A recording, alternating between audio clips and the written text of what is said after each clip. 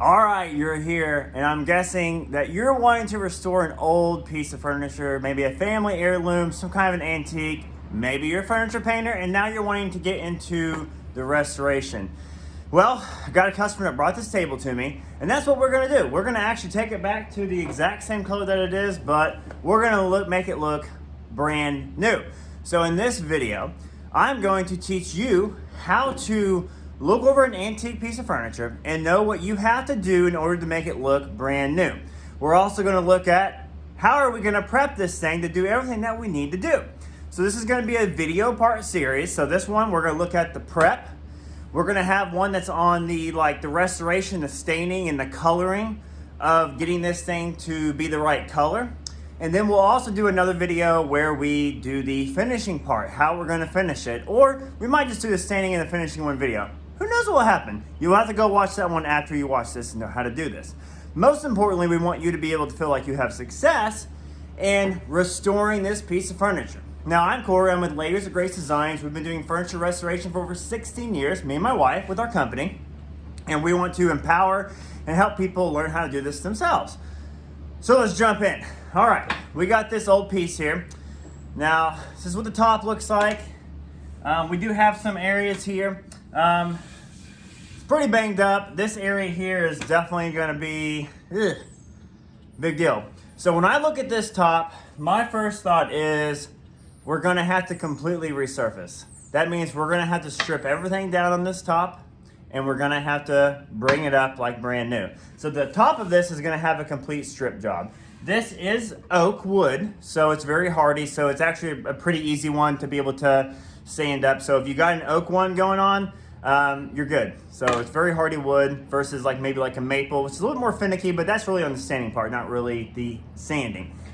Some other things that I see here is at this section right here, it's the same thing as the top. It's going to have to be stripped down. Here's the cool thing. So it actually has these screws here, and we're going to remove those after we sand the top and take this piece off and sand it separately, because that would make it a lot easier for us. So that would be the good thing about that. So with these, we'll remove these, have that going on. And then on these, this looks like the part that you're like, oh gosh, this is actually not gonna be that bad. We're really just gonna nicely clean up these areas and hand sand them and make them look pretty good so that we can get a nice, good, coherent stain color on here. And that's it. We are lucky because this is a dark stain color, and darker stain colors are much easier to work with.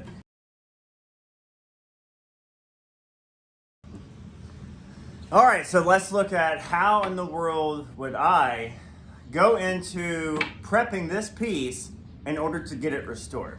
All right, so we have a couple of options here.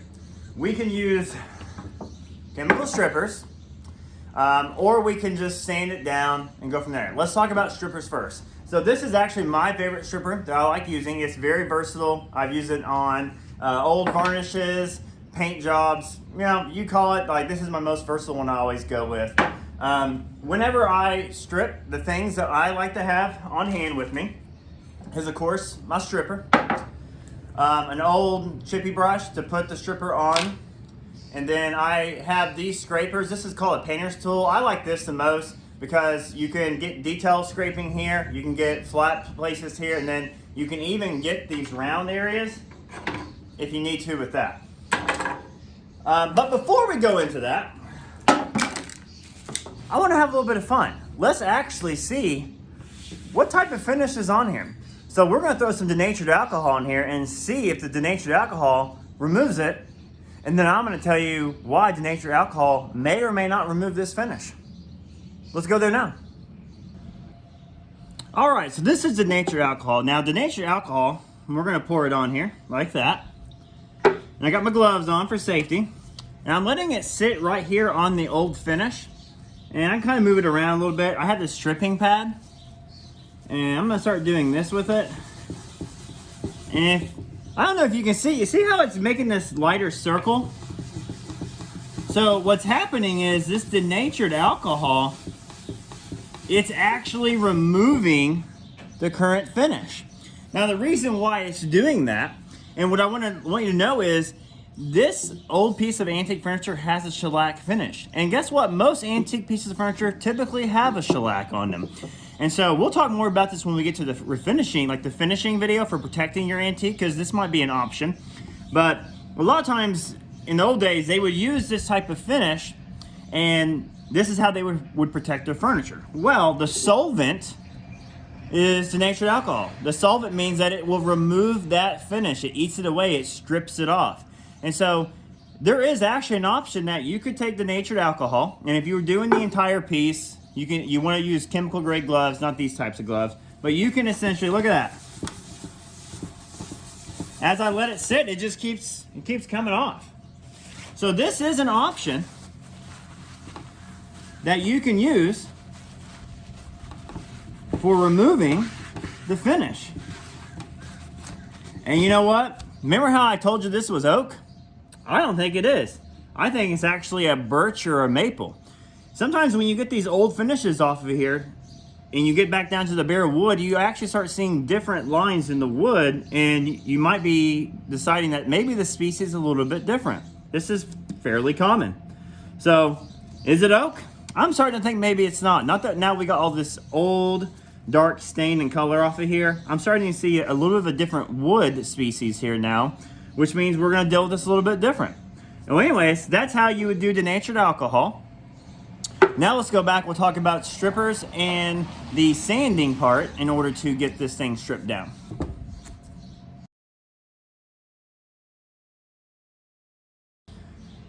All right, so if you decided you actually want to use denatured alcohol, if you have a shellac finished piece of furniture, you can do that. But I will be honest, it's really easy to use on the tops, but on the edges and stuff like this, it can be a little bit more difficult because it's so watery, it likes to run off.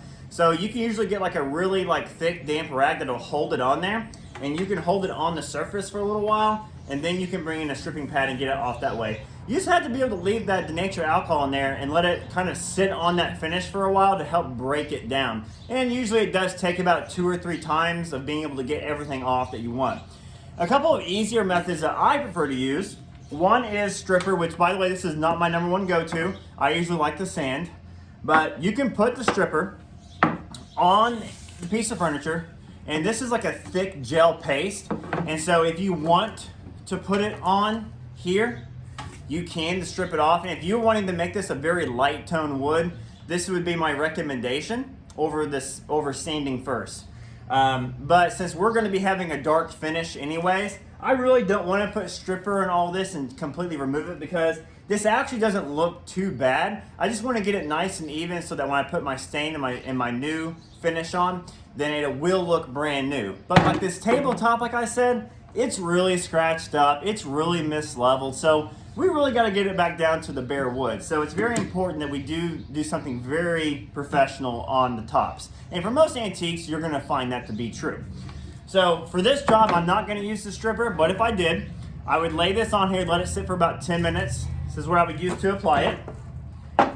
And then I would use this to scrape all that stripper off. Make sure you have a garbage bag or a can or a box, something like that handy to put everything in. And then once I have all that stripper off, I'm going to wash it off with mineral spirits to get any remaining residue off before I go forward. Now here's the thing about stripper.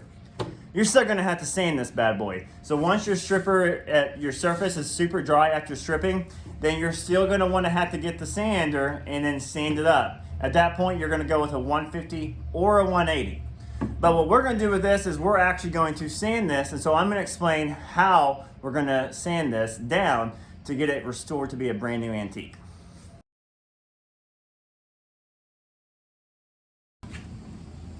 All right, let's look and see how we would sand this. So for my very top of this thing, I'm going to use a random orbit sander. I'm going to use 120 grit sandpaper, and I'm just going to remove the finish, the part that feels nice and slicky and a little bit shiny. I'm going to get all of that removed, and then I'm going to switch to a 150 grit. On the 150 grit, I'm going to go in and I'm going to remove the color out of the wood and get it back to that nice natural wood so that we can stain it. So that's going to be easy for these big flat surfaces. What about all of the intricate designs and those things? So on this table, since we're going to be going back to the same dark color, when I look here on my edges, I'm going to probably use a sanding block with 180 grit. I'm gonna start at 180. I'm only wanting to remove the clear coat, and I want to keep it nice and smooth. So one thing that you can do is you can fold up the sandpapers around the sanding block. We also have this little, what is this? Yeah, you put putty or whatever, Bondo on your things on flat surfaces. I can't remember the name. Tell me in the comments. But you can also take this and fold it up, and you can use it to get into those nice intricate areas. All right. You can also use the strippers in here, but again, we're going to be going back down to the same color, so there's no need to remove everything off, especially in these detail areas. On our circular areas that we have in here, I'm going to probably just do this by hand, and I'm just going to kind of scuff them up. If you've ever painted furniture and you scuff your surface in order to put a primer or a paint on, it's really the exact same method. I'm just going to go through, and I'm going to remove some old finish. You don't have to spend a whole lot of time. But what we're doing is we're just breaking that down so that when we put some stain on here, it's gonna make it look like a uniform color, and then when we go to finish, it'll look nice and smooth and brand new. Now, if you got one of these, which again, we may not have one, this is called a multi-tool or an oscillating tool. You can also use these, and they will help you get into all those little detail areas, as you can see. And these come in different grits and whatnot, and you know, you can do 120, 150, and then 180 if you want to, but they really do help you get down into some grooves, and it's like a power sander, so it doesn't have as much work or effort. So when it comes to prepping this piece to restore it as an antique piece of furniture, my method here with this one, from what I look at and my expertise, I'm thinking I'm gonna sand it. And the main reason why I'm doing that is because I'm staying with this dark espresso color. So there's no need to remove everything. So we're not stripping this all the way down to bare wood. We're going to restore this to its original finish, to the current finish that it has. On these flat surfaces, it's real rough. So we don't really have a choice. We got to take it down to the bare wood because we want that top to look brand new, right? On the top, it'll look nice and smooth. But on the intricate areas, we're essentially just going to rough sand those areas down a little bit, get most of the finish off, and then we can come in to stain. So in our next video, I'm going to do that.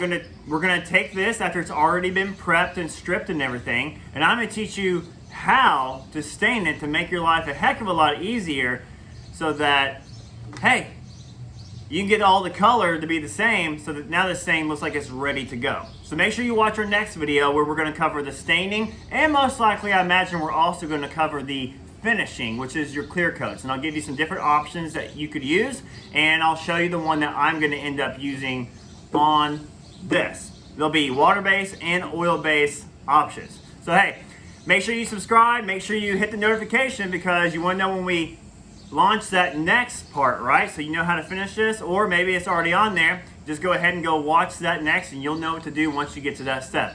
We appreciate you watching, and again, I'm Corey from Layers of Grace Designs, and have a happy